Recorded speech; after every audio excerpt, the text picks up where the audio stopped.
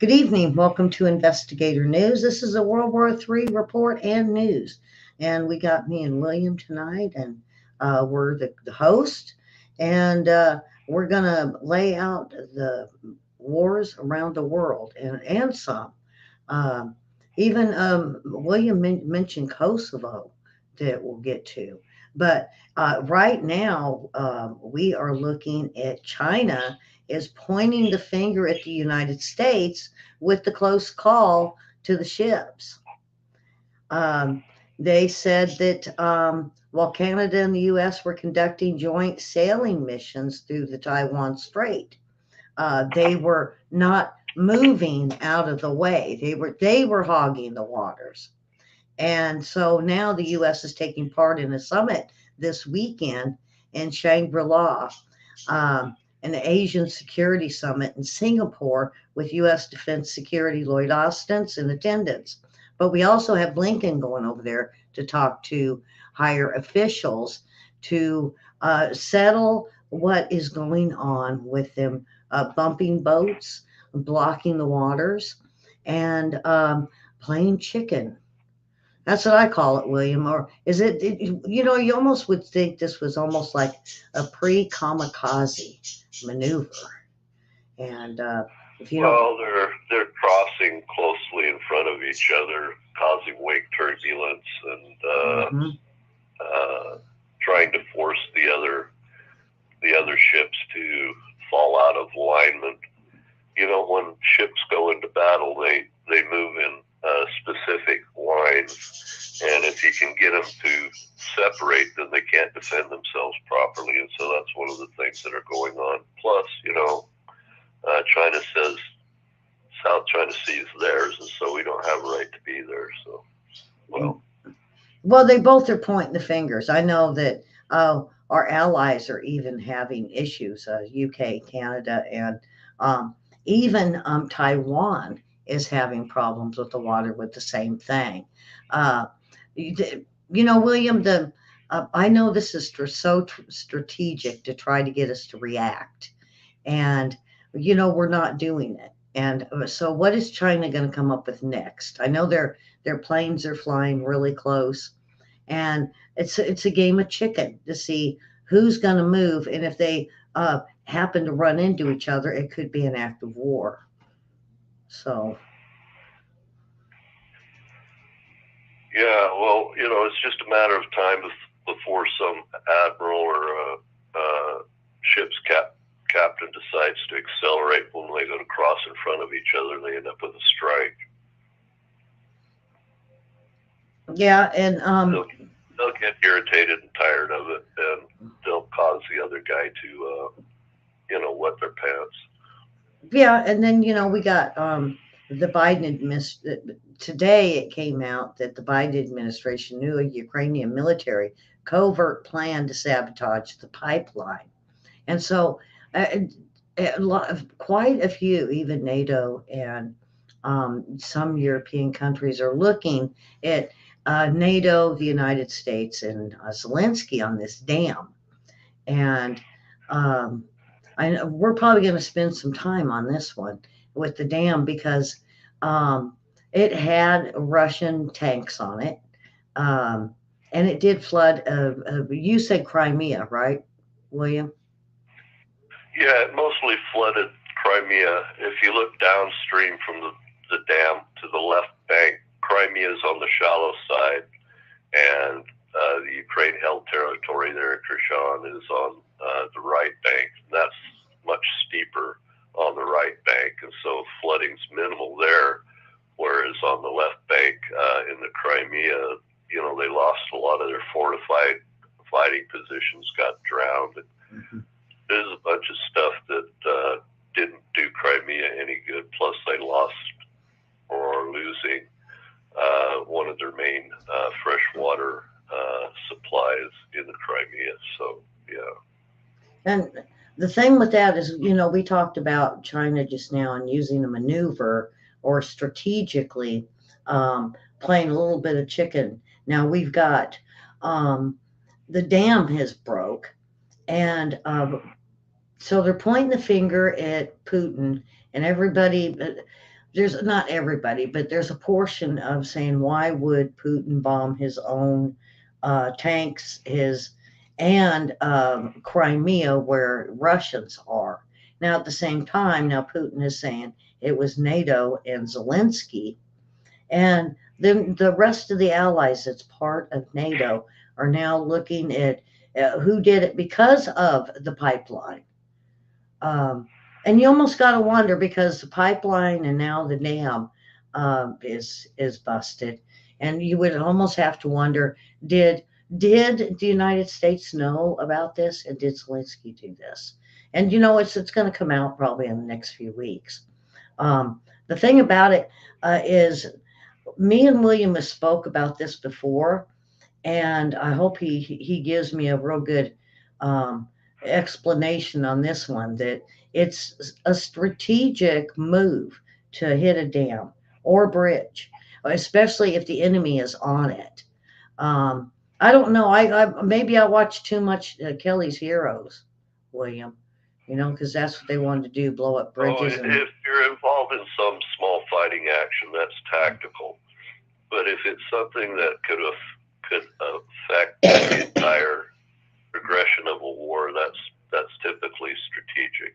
Taking out a harbor, taking out a dam, taking out major bridge, river crossings, Military installations, and I think they do that more than anything. They do that, and then they don't normally do schools or hospitals. That's a big no-no. But in every war, William, every single time there's a hospital hit. Every war we've had, a hospital has been hit. It just, as long as you have war fighters willing to put their weapons in hospitals and hide behind civilians, that's what you're gonna see. There's just no way around it, and of course, wars always devolved into the worst possible components of humanity. So, now Syria, I'm going to say was the worst for hospitals being hit. They lost, I think, most of the hospitals in Syria. Now Afghanistan and Iraq wasn't all that bad, but Syria, boy, they flattened all them hospitals. It was pretty sad on that one. So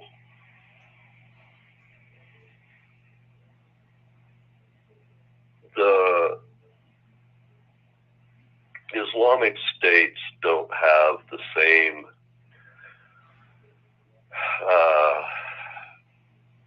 respect for life that the West has.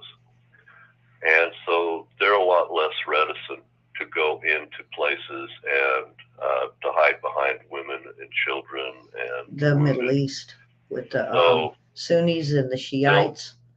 Boy, they're rough. Yeah. Well, the Sunni and the Shia, they just don't have the same respect for life for whatever reason. And they'll throw the women out first, rather than community driven.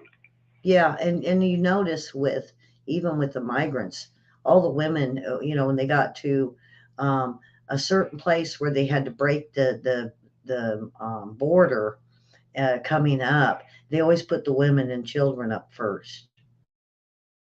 In the United States, they don't do that. Often in poor countries, that's the case because, when the rule of law isn't great and something must be sacrificed,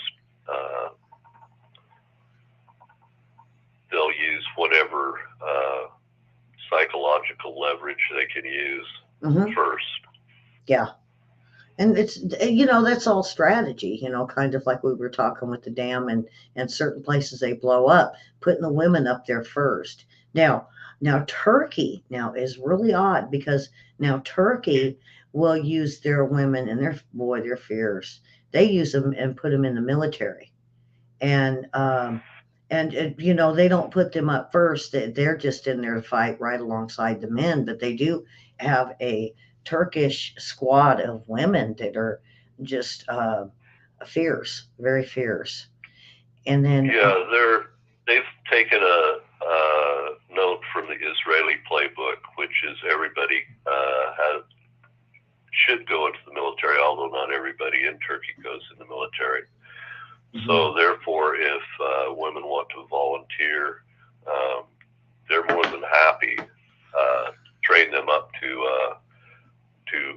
fighting capabilities. They're not going to just put them in to nursing or backline jobs. They're more than willing to let them go out and fight on the front line. Same thing, you know, with the Kurds in northern Iraq. The women there were very willing to fight as well.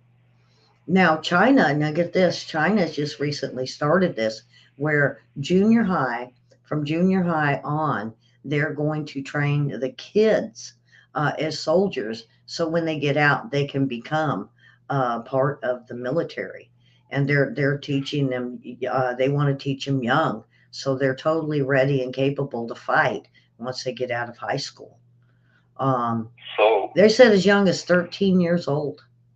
They're creating. Communist countries have always had what's called the Red Pioneer, the Young Pioneer Program, and it's basically like Boys and Girls Scouts, except for it's directed towards becoming more military proficient.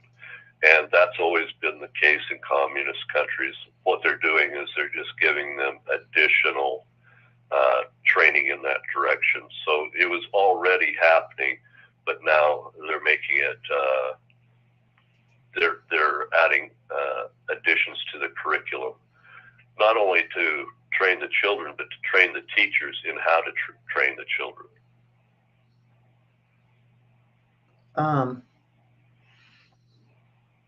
So I kind of want to move on to, talking high school and schooling.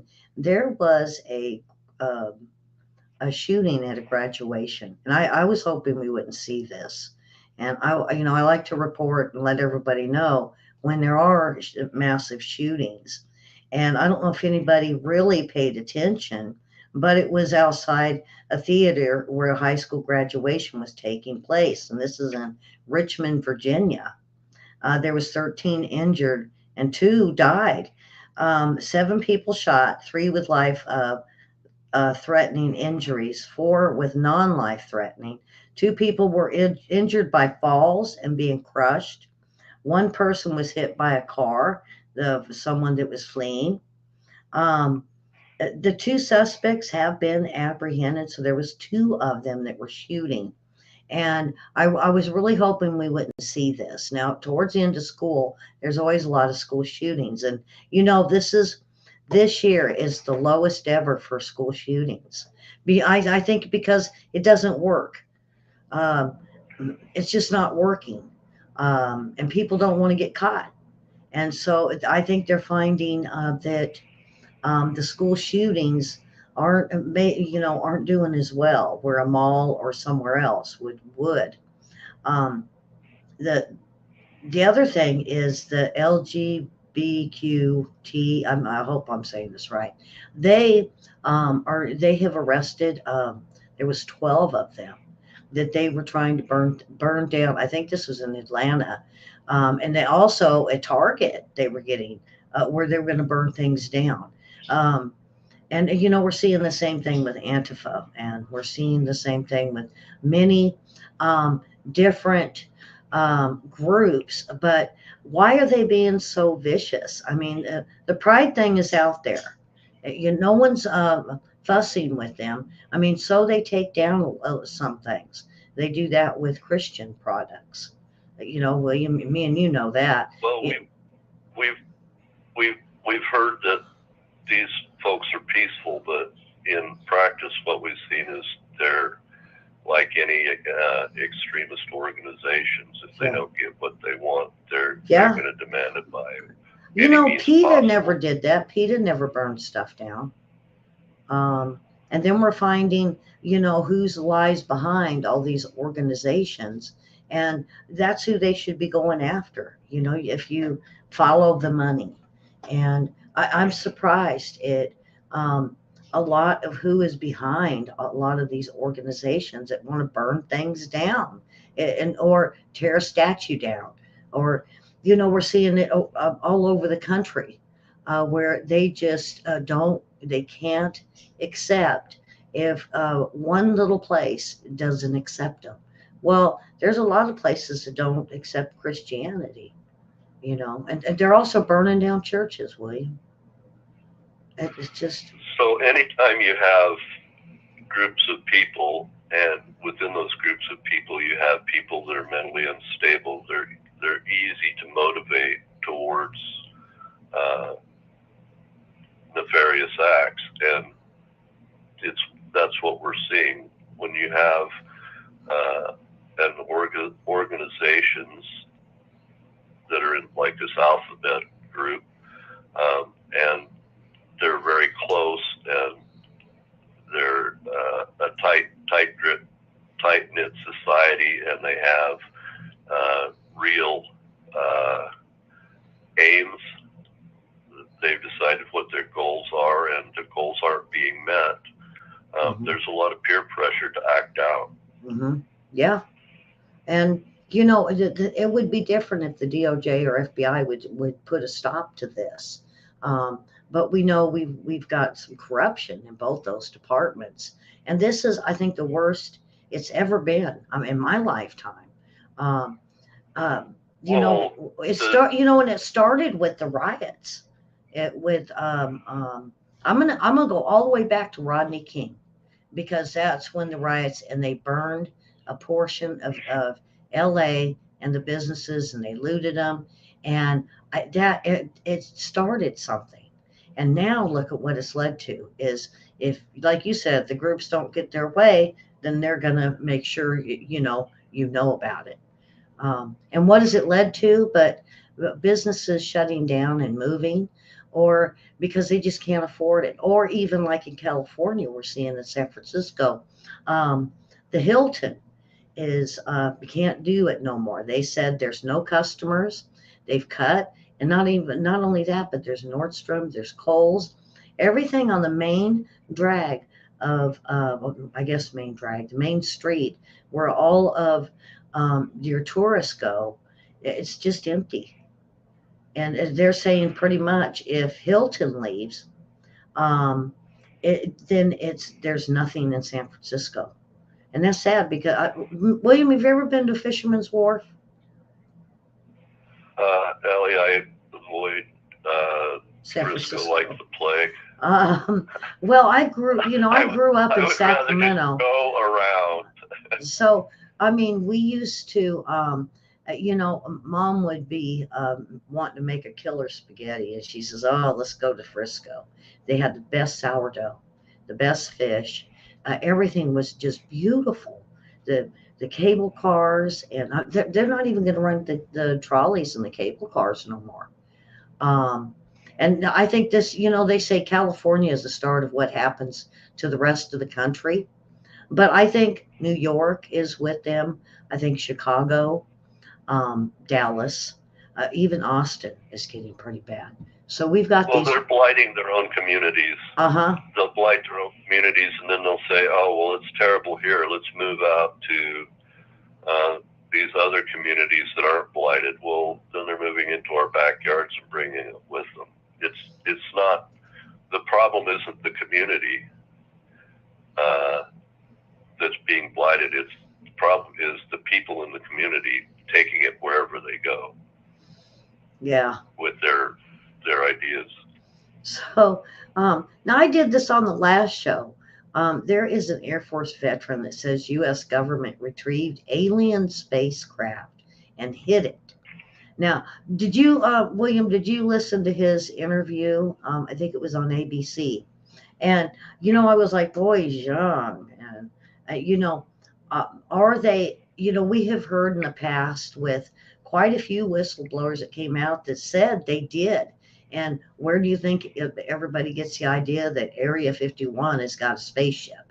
Now, he didn't say whether it was the one back in the 40s. He just said they've got one and hid it. And then he hinted they even have an alien. Um, William, So you know what I think they're every doing? time, I think they every are time I, throwing it out there every time things get rough on our government or a certain person. All this alien stuff starts coming back out. Um, every time the narrative goes south in the news media, they roll this UFO business out. I haven't seen any real new evidence except for the Navy fighter gun cameras out in the Pacific. mm-hmm. Beyond that, it's he said, she said. It's just something they whip out when they got nothing else. When school shootings aren't working, they're not getting any traction. When bombings aren't getting any traction, when other kinds of chaos that can be used for false flags aren't getting any traction, Mm-hmm. they roll this out. Yeah. And yeah, I think the other thing is, the story we just did on these different groups that come out and lash out, or they have a protest. That happens too, and look at what's going on this week and everything coming out. Because one of the big things coming out, and it's hot here, it's one of the hottest stories in Arkansas, is Hunter Biden. The judge now says if he does not hand over his financial statements, every one of them, it looks like we're going to have him put in jail for 6 months. I think it's going to happen, William. Um, and this is I think this is why we're hearing aliens and protests and Target, and because Well, it's we've had all the whistleblowers come out, so that. they got to bring out a whistleblower, so that's part of it. And then it's going against the administration, so that's part of it. Another part of it is they're trying to indict Trump again, so we got to hide that, so that's part of it. Then we've got the not so great offensive in Ukraine, so that's part of it. Then we've got the debacle in Taiwan, and that's part of it. Mm-hmm. When you got enough things going the wrong direction, Mm-hmm. sure. Yeah, and then we have one of Russia going to Cuba. Now, we've had Russian ships down in the Gulf that've been going to Venezuela as well as Chinese. There now, William, last I heard, and this was about a month ago, there was a whole Russia and Chinese fleet in the Atlantic, and they have been putting missile launchers on Cuba for quite a long time. Now, I heard their next thing was to send troops to Cuba, and I heard it was China and a little bit of Russia. I don't know if you've looked into any of that, because we had a statement in chat on it. So Russia has had, well, first the Soviet Union, then Russia's had a long-standing relationship with Cuba, Mm-hmm. and they've also made inroads into Venezuela. Now what we are seeing is China taking advantage of those Russian relationships because they're fellow communists. Yeah. Now, those ships are in international waters, folks. They're not like invaded our space and took over anything. All of these ships are within international waters. So Chinese ships in the Atlantic is new. Usually it's Russians, but now the Russians and the Chinese are sorting or patrolling together. So that's a new part of it.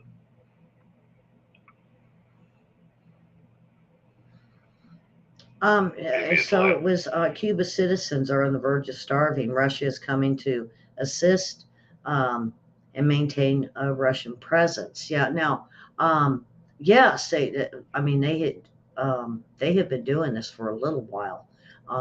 When they started first putting the launchers in, and they brought in the missiles, they also were bringing in aid for Cuba.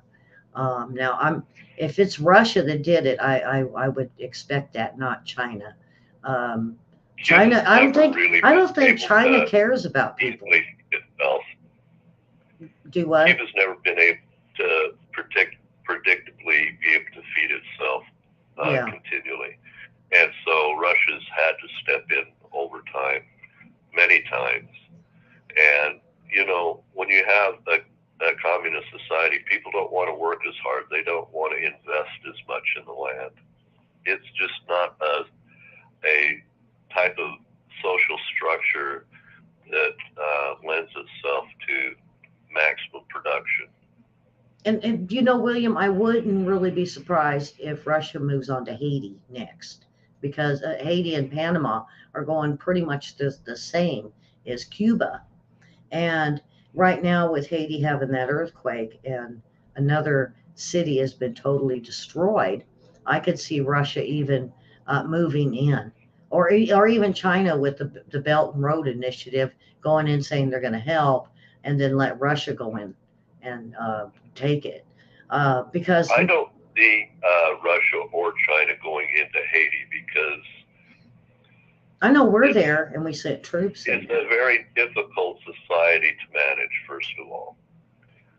Now, Panama, that's a different deal. That's very manageable.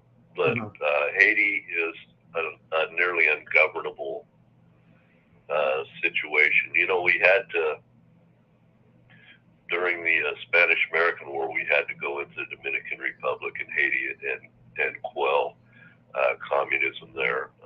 But it's not the type of communism that we uh, look at in the West. This is more of an outlaw type vigilante communism. It's unstructured and it's frankly dangerous. There's no reason I think that China and Russia are going to want to go into Haiti. They got Cuba nearby, and as well as Panama on the other Yeah, side of the Panama Gulf. Canal, it was They've got mentioned. Venezuela, and they've Um, got Colombia. um, China did, oh goodness, a couple weeks ago, because I remember doing a show on it, was moving in and doing, trying to do a Belt and Road to be able to take over the Panama Canal. Um, but I've never heard nothing since. The same way with Venezuela, we've seen them moving into Venezuela, but then everything went quiet. This, you know, same way with Cuba with the missiles. Every time either one, China or Russia, moves into these lower countries, there it gets real quiet after that. Even was it Guam? No, was it Guam or no? It was Easter Island. I think one of those that Well, they. Uh, they wanted to go into Venezuela, and so what happened is, I believe we made a deal that our Chevron and whatnot could go into Venezuela and drill oil for them, and so that mhm. kind of put that. And China doesn't really have the capacity to do deep drilling for oil, whatnot, offshore oil drilling. Russia would know though. They hire it out, but um, they don't really have the technical expertise. The Russians do, Hmm. but not the Chinese.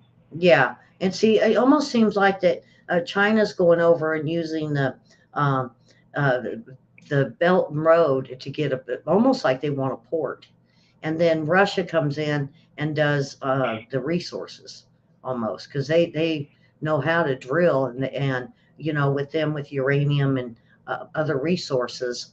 Um, they to me that's what they do. They have China move in, grab the port, and then Russia comes behind them for the resources. That's what it seems like to me because they're making a lot of Well, money all of a sudden, both of them. in the Gulf of Mexico, it's they make offers like that, but it's who will send the most foreign aid.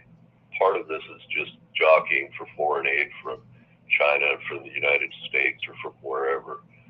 So you're seeing a lot of that, and the United States is willing to pay a few extra bucks to keep them basically not being very functional in the Gulf. and out of our southern sphere. So I don't think you're going to see a great deal of Russia and China in the Gulf. You're going to see some, of course, but not to the level you're seeing in Africa Oh, and no, in the no. Middle East. I think Africa's the newest target. And even in Africa, they are trying to pass laws that only Africans can use the water. Anybody that is not African, they say, um, they're going to cut off. So that was something, I don't know if you've seen that in the news this morning. I was like, wow, because I got my friend down there that's got a school. So, and uh, he hasn't really said nothing on it, so I'm kind of waiting. But speaking of China, they're developing a radar system now that could give it an unbeatable advantage in Asia Pacific. Now, according to the SCMP, the new generation system will be capable of detecting incoming missiles from thousands of miles.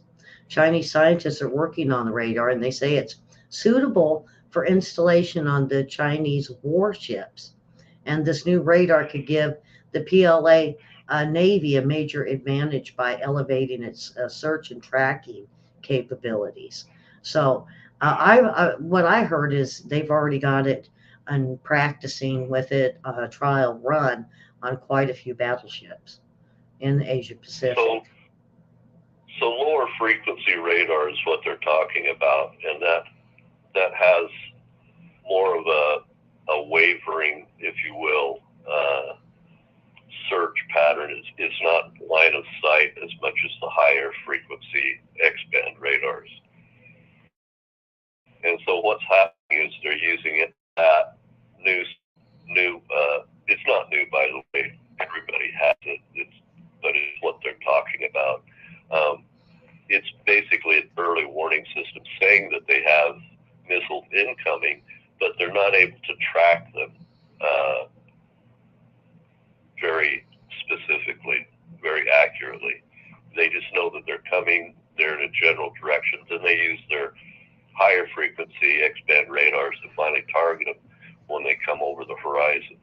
So, yeah, they'll know that there's something out there, but they won't know exactly what it is. And if there's multiple missile barrage, they really won't know what to do with it until it comes over the horizon, and then they have to deal with multiple incoming, and they won't really know that. They'll just know something's coming. Yeah. So that's kind of what that is. It's an early warning system. And then Iran, now they claim they created a hypersonic missile capable of traveling 15 times the speed of sound, adding a new weapon to its arsenal. They're calling it Fatah or the Conqueror. And the new missile was unveiled, and Iran said it would reopen diplomatic posts with Saudi Arabia after reaching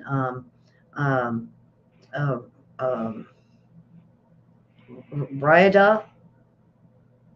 And not only that, but they have went over and they've had meetings, and now we know that I believe the State Department sent someone over also to Saudi Arabia. So we got someone over there, and Iran's already been there, and pretty much Saudi Arabia is now wanting to, I think, put some embassies not only in or let Iran have an embassy there, and Saudi Arabia wants to put more embassies in India.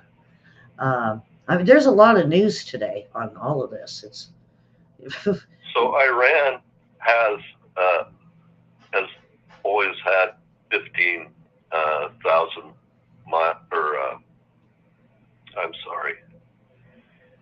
has always had these fast glide vehicles on the tip of their ballistic missiles.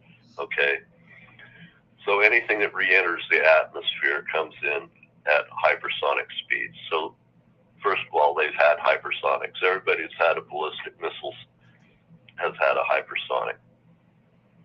What's different is now they can do some directional maneuvering as it comes in instead of having it just go to a single point.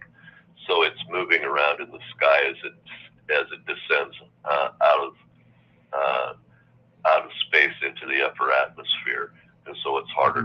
back. So yeah, they have a hypersonic missile, but no, it's not really new. The only difference is they have some ability to maneuver it, And that they haven't they had present it like they are going to be the end of the world. They got the best. The propaganda. There you go. The propaganda they spew with anything they put out. Um, Now, Linda was. Why did Carter want to give back the control of Panama Canal? Now, I'm not real up on that. I know we did, but I didn't realize it was Carter. So there's something I don't know there. So all the presidents since we went to the Panama Canal, we signed a treaty that it would be handed back to the Panamanian people after a period of time. That expired during President George Bush, and he turned it back over to the Panamanian people to administer. So, yeah, it's theirs. Yes, they tax it, but they also have to maintain it, and they've created a wider secondary canal next to the original Panamanian Canal. And the United States has seen that they've kept traffic free and flowing, and that the United States has the ability to pass through the canal, but it's administered and it's controlled by the Panamanians themselves. But if they get too far out of line and they don't allow our Atlantic fleet to transit to the Pacific fleet or vice versa, you know, we're the big guys on the block. We're going to get access to the canal. So yes, they administer it. Yes, it's their land, but we're the guys with the big firepower, so they pretty much go along with us. So it's really a win-win for everybody. It's a way to keep peace in our backyard. Mm-hmm. And talking about the Panama Canal, because me and you've talked about this before with Taiwan, the South China Seas, and then over by India is another one that everybody uses. And if China gets a hold of it, there's a good possibility that they'll cut off those straits and those canals to where they have control of shipping for the world. Did I remember that right? Yeah, it's the Strait of Malacca, also the Gulf of Aden going into the Suez Canal, and then you've got the Iranians there at the Strait of Hormuz. Yeah, I forgot about that. And then also the Black Sea is another one. Right. I believe.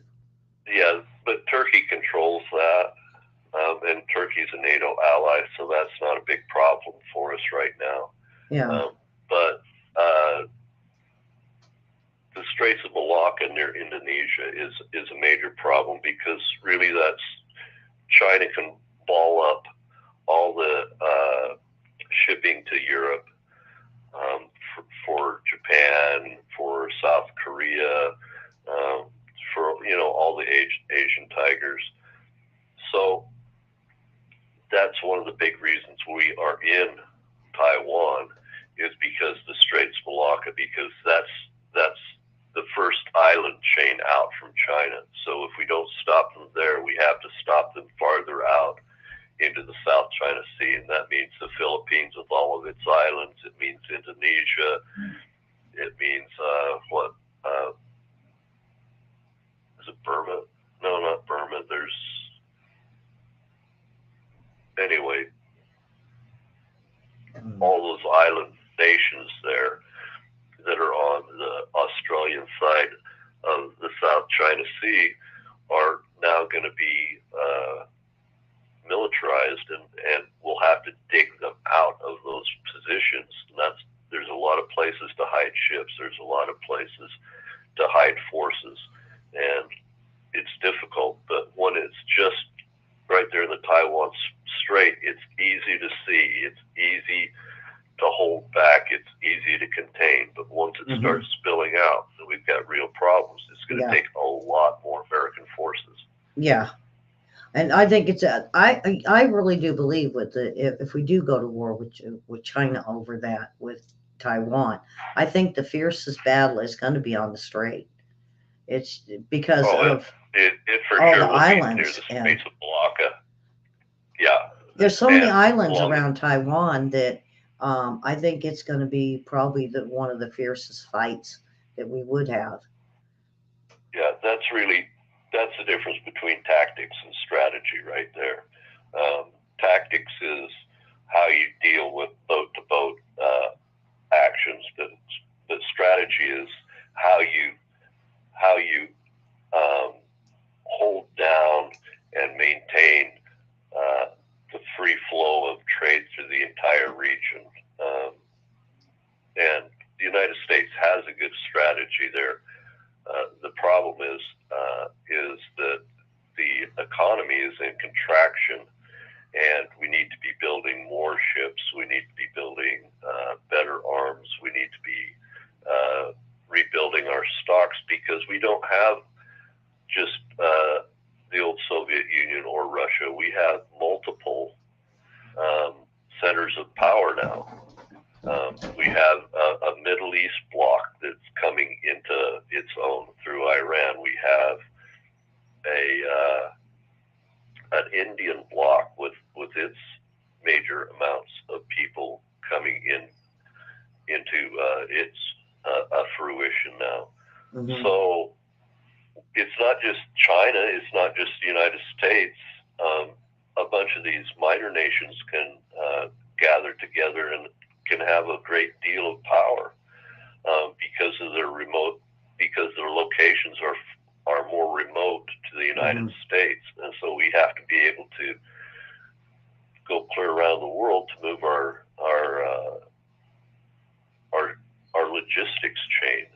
Mm-hmm. You know, when you go to war, it's not just the war fighting that is the difficulty. It's the logistics chain that is the big difficulty, because you've got to move jet fuel in there, you've got to move food in there, you've got to move arms in there, you've got to replenish these ships. Except for our carriers and our submarines, all of our ships run on kerosene or diesel fuel. All of our aircraft run on kerosene.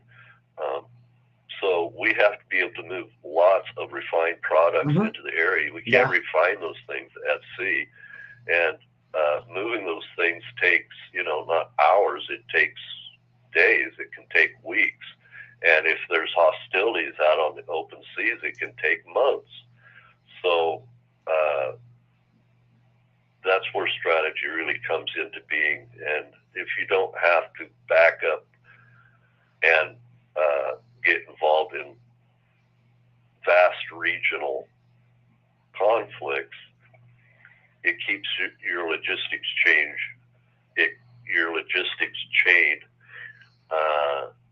much more manageable. It doesn't require as much national assets to maintain that.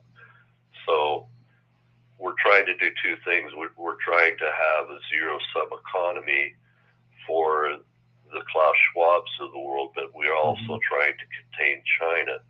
And the two don't work together. Either we have to expand our economy and contain China, or we're going to have to give up on that and fight China down the road, and the containment of the economy will just go by the wayside. I don't think that this weakening of the United States actually works on the global stage with respect to these major powers like Russia and China. Yeah. I think that Germany and England are kidding themselves. They're delusional, and they don't want to accept the fact that we live in a different world. Yeah. We got a Congress that believe we live in the 90s when the Soviet Union just collapsed. Hey, that world's long gone. That's all over. They've been building up their arsenal for a very long time. Well, George H.W. Bush moved to the grave a long, long time ago. Okay.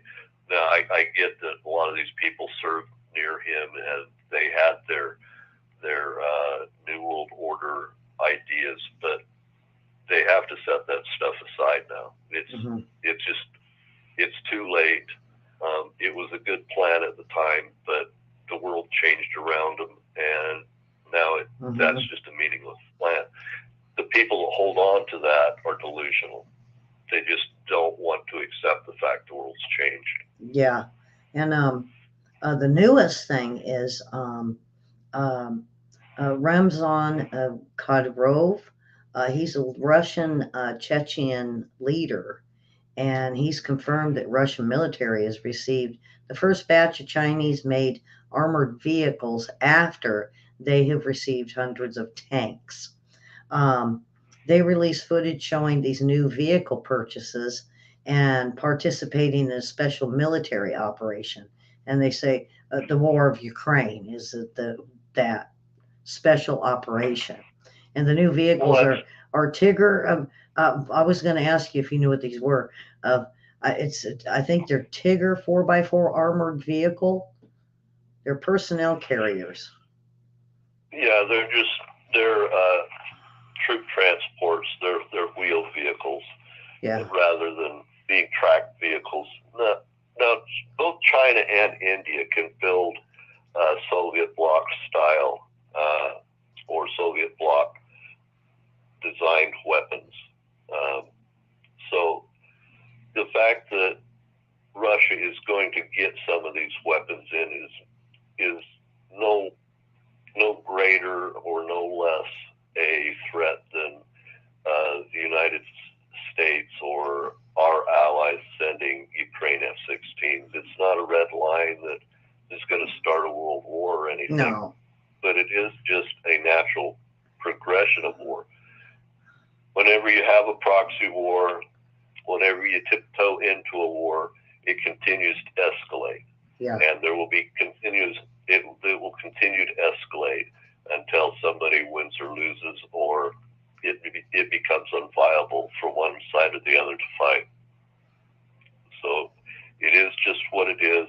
This is why weakness always leads to war, is because the wolf's always at the door. If you want to stop somebody from going to war, you have to hit them hard, you have to hit them now, and you have to make them believe that you'll keep coming. So that's not what we've been willing to do. So we're encouraging the war. We're getting the war we encouraged. Yeah. And then, oh boy, we're just bouncing back and forth from Ukraine to Asia.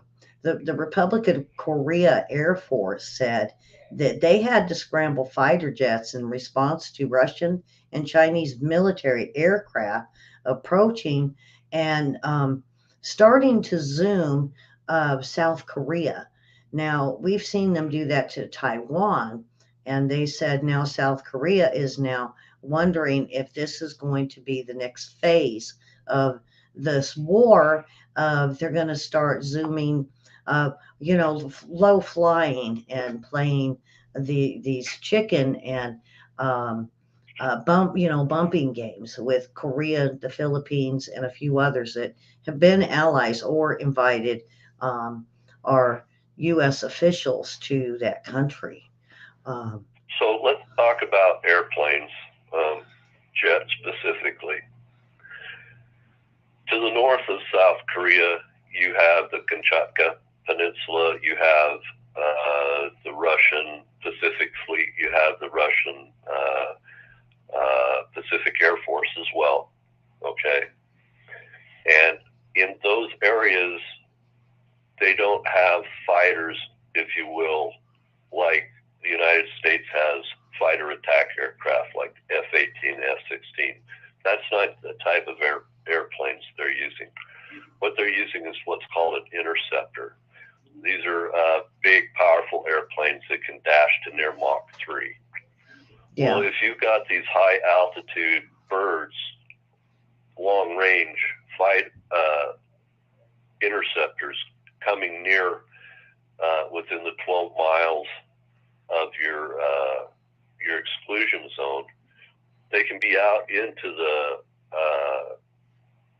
what do they call it, the economic zone, but they can't be in the exclusion zone. So at Mach 3, near 1,700 miles an hour, it doesn't take long to transit 12 miles. Yeah. And so they don't have to be actually within your airspace. They just have to be close to your airspace, be because it just takes a diversion of a few degrees of azimuth, and they can be in your airspace quick.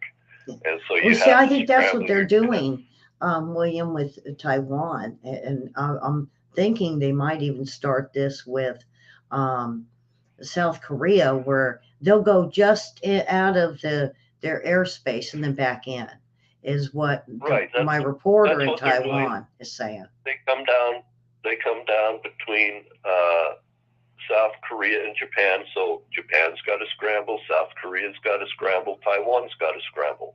Yeah. Then as soon as they turn around and go back, guess what happens? China does it. And so the two are tag teaming our alert forces of our Western allies to wear them down. It wears the pilots down, it wears machines down, it wears the engines down, it wears the airframes down. And so this is just a type of war. It's an economic war more than a fighting war, but nonetheless, it's a war to wear down your enemy's resources.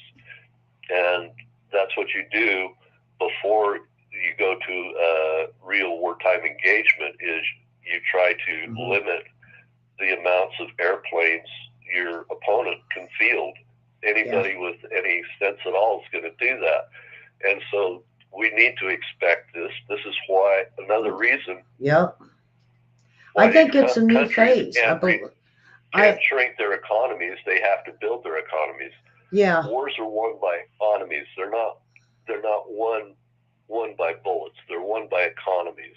And the West has to get it through their head that they have to be a super economy, a superpower economy. And that's how they're going to ensure their freedom and their territorial integrity. Okay. So, but I think it's a new phase of the war. Now, William, do you have anything extra you want to throw in tonight? I know you had some notes, and we're getting down to probably the last 10 minutes, 15 minutes of the show. So. Well, let me flip my paper up here. Lick your finger and then turn the page. It works. He's going to throw popcorn at me, Karen. So NATO and the United States, you know, we've got this guy down in Spain, Pedro Sanchez. Anyway, he's the Prime Minister of Spain, and he's an acolyte of the Klaus Schwab School of Idiocy. Sorry, just peek.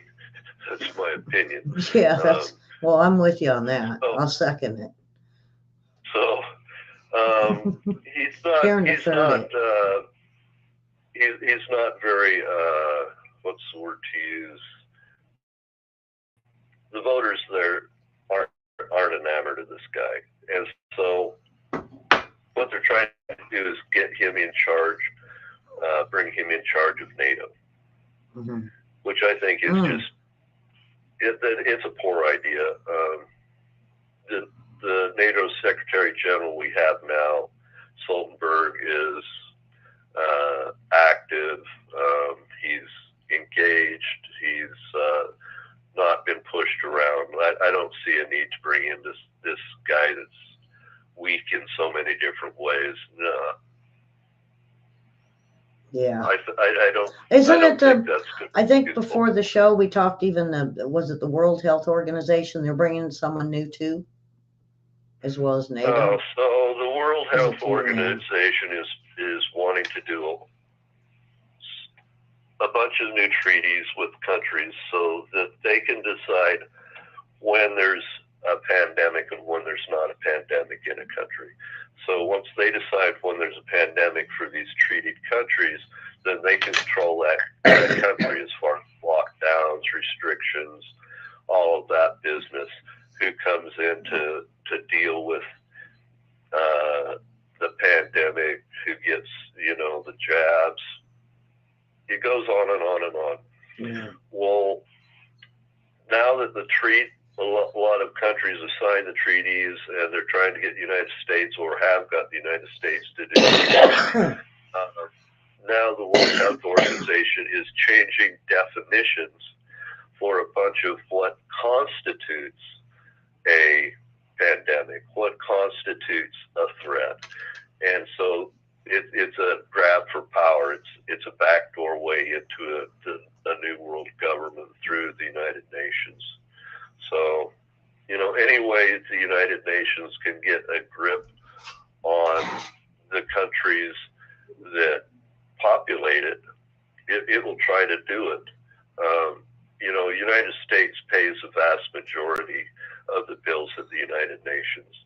Yeah. But it will be the people, world people will try to use the good nature and goodwill of the United States against us as well. So we have to be, ever vigilant for that sort of thing. Like I said with George H.W. Bush, that's a ship that sailed. But old plans die hard. No Second World War. We're still fighting the Second World War. We're still fighting the First World War, and we're going to be fighting the Klaus Schwabs and the King of England and the royals and the major bankers, mafias, the oligarchs, intelligence services. None of this will ever go away. They'll just come up in different incarnations, with different treaties, with different organizations, and you have to adapt to them.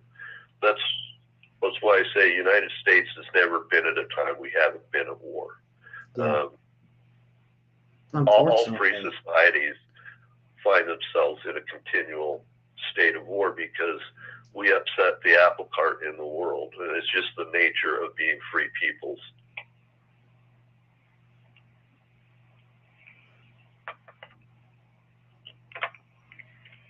Was there something else you noticed, Ellie? No, I believe we hit it. Now Israel, and I want to close with Israel because in between politics with our politicians and siding with Hamas Palestinians, then we have Iran mercenaries firing upon Israel, and Israel is in a I don't want to say shambles, but they have got protesting going on. They've got they're fighting Iran, and I think even Damascus has been hit, and it's really William. What I want to say is the United States and the Allies has kind of been backing off, saying, "Go ahead, you do it on your own, Israel," and I think Israel is not taking this well. That this would be the first time in history that the U.S. really didn't support Israel 100%. So let's talk about Israel a little bit. Israel has X number of aircraft. They will have to do an airstrike to stop the Iranian nuclear juggernaut. That's what they're concerned about. Yeah. At the same time, Iran is fighting a proxy war against Israel. Now, Israel has been having a lot of demonstrations recently, but the major demonstrations are in support of the state of Israel, meaning that they want Israel to protect the sovereignty of Israel. And if they have to go to war, so be it. So that's going on, while at the same time we have on the periphery of Israel, the Iranian proxies, Hezbollah, and others, Islamic Jihad, ISIS, the groups. Yep. They're all ISIS. They're all getting involved. Who we don't hear about anymore is ISIL or ISIS-K. And to me, it was just all ISIS. But we're not hearing about it anymore. They just changed the name. Yeah. Okay. They were always the same thing. Yep. It's just the Islamic Front for a Caliphate. That's all you really need to think of it as. They want to have their Islamic Caliphate that they had during the time right after the Crusades. Yeah. And you know, when they owned all of North Africa to southern Spain, all the way around and into Turkey, they would like their caliphate back. Persia wants their caliphate back in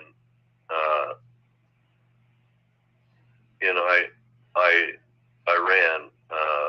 Baghdad wants its caliphate back when it was the leader of the world. In Iraq, the same thing with the Ottoman Empire out of Turkey. Okay, so whenever there's been, you can even talk about the Romans or the Third Reich, or anytime there has been a powerhouse in a region and they've lost power, history runs deep and they want it back. Yeah. And so we keep going through the same iterations over and over, so that different groups can maintain world powers. Yeah. And, the United States is a newcomer in the world. China's a very old society, but it was only a regional power in the East. Now it wants to be a major world player, so they're new. Recently, with respect to that, they had that back 3,000 years ago, but that was a long time ago. Yeah. But that nobody ever forgets. Yeah. And, no. And it's like we mentioned the Sunni and Shiites. Look at how many, I think, thousands of years they've been fighting, and they're not going to quit. I don't think they will ever quit. And that shows you how long a war can go on with two different I don't want to say tribes, groups. Yeah. Well, so let's talk about Sunni and Shia. So one has a 3 leader head. The other has a 12 leader head. Now, I'm not sure whether it's Sunni, Shia, Sunni. But yeah, I get them confused. The governing body, one's a 3, a troika, and the other's a 12-man. And that's what they're fighting about. And the second they don't have a external force that's greater than the two of them together, then they fight amongst each other. As soon as there's an external force that's greater than the two of them, then they band together. And that's typical with all societies, is they act in their own best interest. And wars make strange bedfellows. You can fight each other for 1,000 years, but if somebody new comes on the block, suddenly you're best friends. Just like during World War II, our ally was Russia. And the second Germany was reduced to a manageable, governable area, we were suddenly enemies. So that's just the nature of the beast. It's power dynamics in the world, and we're always going to see that. We can't, you can't escape it.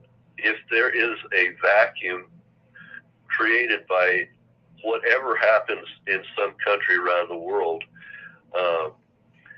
if it involves a major world power, the other major world powers are forced to act. It's not like you have a choice.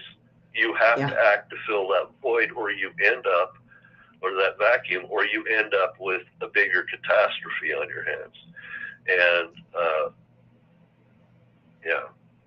power dynamics. That's one of the big things that I've been here trying to help folks with, is really understand global power dynamics. And it's like the like this thing logistics, the with Iran strategic. and Israel. Yeah. And Israel what we've been needs showing them, air. William, though, is the logistics, the um, statistics, and what's the other one? Um, Strategy. Yeah, I'm sorry. The three of them together.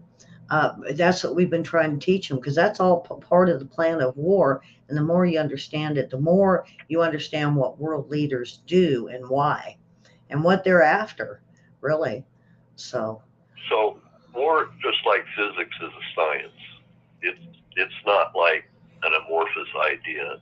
Yeah, people at the top of government study it more than the average person, but the truth is, uh, the science of war affects all of us. And war is not just contained within um, hostilities. It's involved in business. It's involved in economics. It's involved in politics. mm-hmm. It's involved in everything. All Yeah, parts of our lives are part of some study of war or treaty cooperation. But treaties and war are just the opposite of each other. When you're not at war, you build treaties. So if the eventuality comes, you have to go to a war. You have a friend to fight with.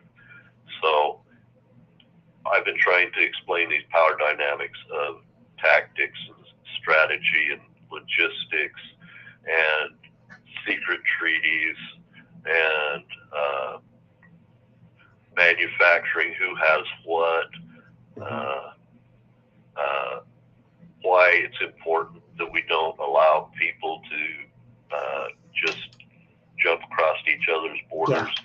How when one thing happens someplace on Earth, everybody else is watching, and it changes the entire dynamics of the entire world. Yeah. Everybody thinks that they can start doing it, and so things happen in spits and little fits and starts, but then they turn into forest fires quickly. Mm-hmm.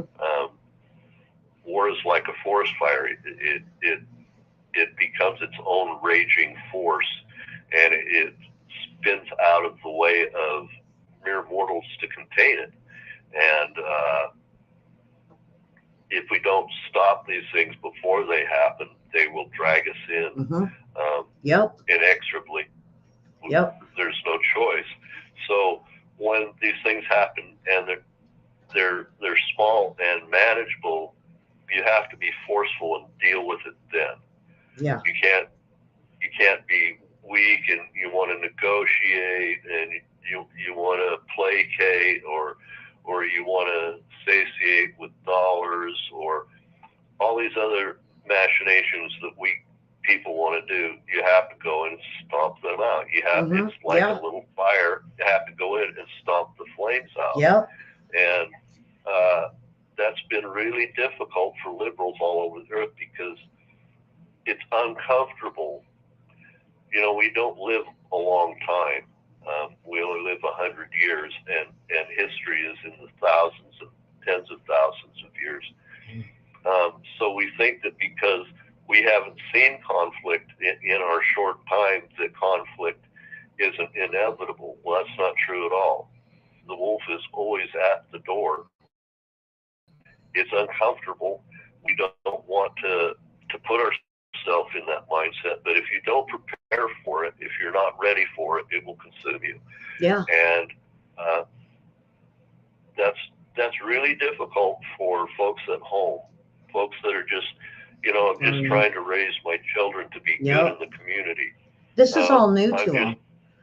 Even our generation, this is everything going on around the world, from crime at home to the wars with a possible war with China and Russia. This is new to people. And I think a lot of them just are, I don't want to say they're all naive. I just think that they just don't get the information from the news media like they used to. Well, they haven't got it in education, so that's one of the things we're doing is we're educating. Yeah, they used to do World War One in out World of War sight, II. out of mind. And It's out of sight, out of mind, Yep. okay, for most people, because the leaders deal with it. Yeah. But we just went through this social media thing. Yeah. And so now we have all the information of all the world all the time. We have to deal with it. Yeah. And it creates this thing that's called a viral epidemic of ideas. If we don't get out in front of it, if we don't protect our freedoms, because now everybody's talking to everybody in a hyper-dimensionally way. I mean, you've got the dark web, you've got social media, you've got the internet, you've got then you've got all the other communication systems that you pile on top of a cell phone. So there's so many different ways to communicate. Yeah. And everybody's communicating with these common languages, like this computer language called ASCII 2. That's what we're talking on right now. That's what the code is written on that we're communicating with. It's called ASCII 2. It's a global language. It's not English. It's not French. It's just a computer language, ASCII 2. And we can go back into biblical history and talk about the Tower of Babel and all that stuff and not being able to communicate one group with another. But we've outgrown that now. So now we can go into the heavens. All of the peoples of the earth can suddenly communicate with each other. It's important we communicate with each other and we let other groups know that we're not going away and that we're not going to get run over and pushed to the side. It's in the past, our military has been able to protect our general population from having to deal with all the drama of global power dynamics. That was just done at the war colleges and at Georgetown and at Yale and at Harvard, okay, at the Ivy Leagues. The rest of us, we were just trying to survive and make a buck, all right? We were busy. And it was out of sight, out of mind. But now we don't have that choice. Now it affects every part of our lives from, you know, the alphabet crew can affect global policy now. The global policy can affect how even our movies are created at our movie theaters.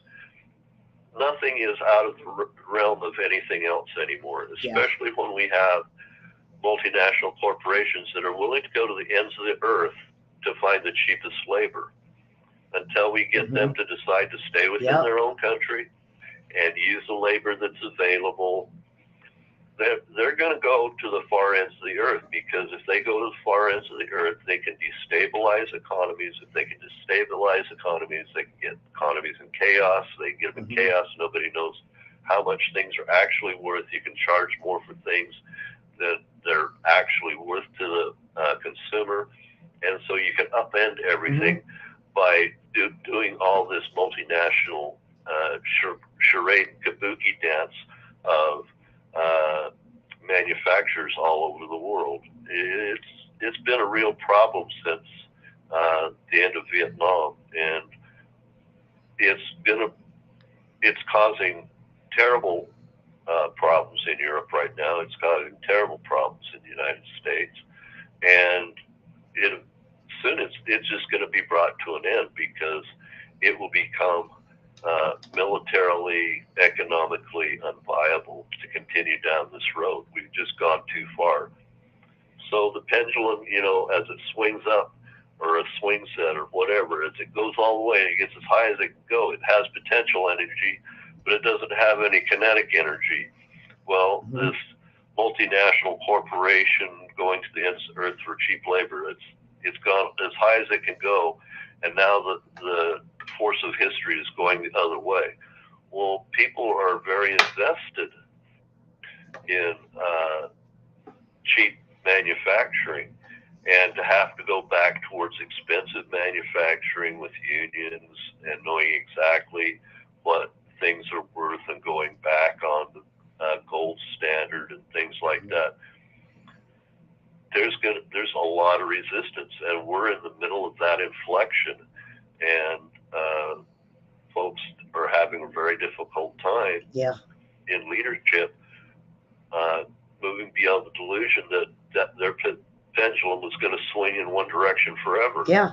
Well, that was great for a while when the kinetic energy was at a speed, but it's come to a stop and it's going in the other direction now. Yeah. They're doing everything within their power to stop it. It can't be true. In their minds, it can't be true. Mm-hmm. And if they could just change the narrative, if they could just change a position, if they could just change a perception, then all this would go away. And it's not going to go away. This is just an arc of history that happens, and our lives are short, and we don't want to see things for what they are sometimes. So that's what we're trying to teach folks. So if you know this is happening, if you know the direction is happening, you know how to invest yourself, you know how to protect, to raise your families, to be able to take advantage of these new opportunities as this pendulum swings in the other direction. If not, you'll just be run over by it. But it can't be stopped. The forces of history can't be stopped over time.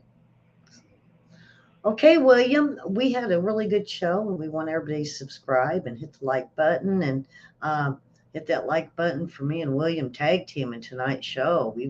I think this was a great show, and we're both presenting the truth in news as hosts.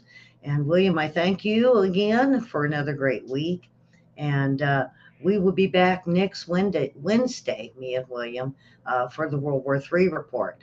And we go back to news tomorrow. And then, of course, we have trivia on Friday. William, I bet you're going to be glad to play trivia and have me do it. Huh?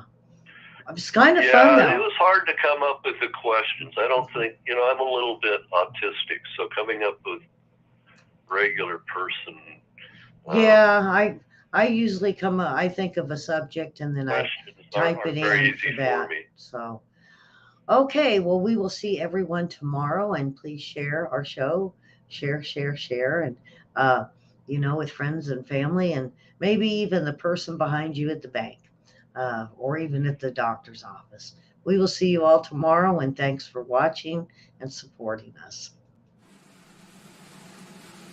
All right.